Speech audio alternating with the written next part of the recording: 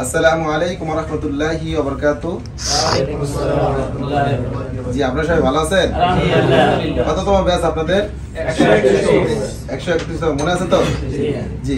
সম্মানিত দর্শক, আমাদের আজকে শুক্রবারে প্রশিক্ষণ চলতেছে। এই মুহূর্তে আমাদের গত 14 দিন পূর্বে আমাদের এই বোনের চিকিৎসা ছিল। সে ঢাকা ইসলামপুর থেকে আসছে।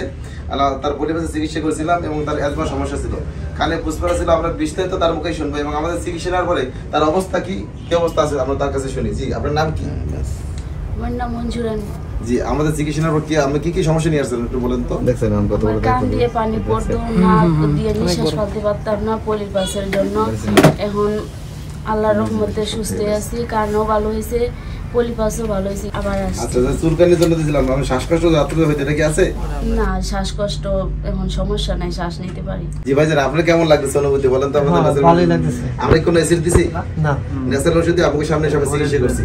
জি, এদিকে সবাই ধরো। এই যে আমাদের বাংলাদেশের বিভিন্ন জেলা থেকে যে ডাক্তারখানা আসছে, তারা বিভিন্ন জেলা চিকিৎসা করবে এবং তারাও ন্যাচারাল ওষুধ দিয়ে চিকিৎসা করবে। আমাদের কাছ থেকে তারা ন্যাচারাল মেডিসিন নেয় এবং দিয়ে চিকিৎসা করবে। সম্মানিত দর্শক, আপনারা চাইলে আমাদের কাছ থেকে ন্যাচারাল ওষুধ নিয়ে আর যারা ডাক্তারের কাছে তারা চিকিৎসা করতে পারবেন। আর রোগীদেরকে অনলাইনে ন্যাচারাল ওষুধ দেওয়া হয় না, তারা সরাসরি আমাদের চেম্বারে এসে চিকিৎসা নেবেন। দেখেন ঢাকা ইসলামপুর কত দূর থেকে ওরা আসছে, কেন আসছে? উপকার পাইছে বিধে আবার পরবর্তী আসছে। যদি উপকার না পাইতো তার কাজ তো। আচ্ছা, উনি টাকা দিচ্ছে আমাদের কত ভাই? 5,000 টাকা।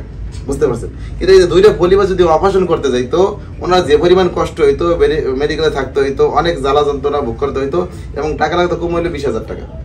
তাহলে বিনা কষ্টে, কম কষ্টে, অল্প দিনে যে সুস্থ হওয়া, এটা ভালো নাকি ওই অপারেশন করা ভালো?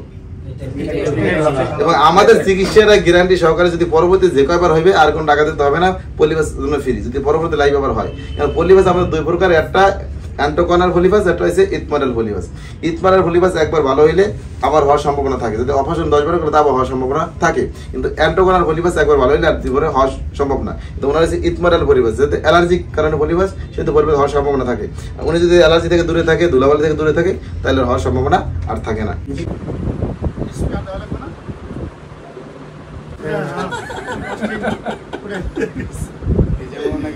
কিন্তু এটা তো আমার কাছে এরকম জ্বালা পড়াও লাগে নাই, কিন্তু সহ্য করার মতো। কোনো ব্যথা লাগছে? কোনো ব্যথা লাগে নাই, কোনো জ্বালা পড়াও নাই, খুব স্বাভাবিক। সরিষার তেল খাইলে যেরকম একটু হালকা ঝাঁজ লাগে, এরকম সামান্য একটু হালকা ঝাঁজ লাগছে।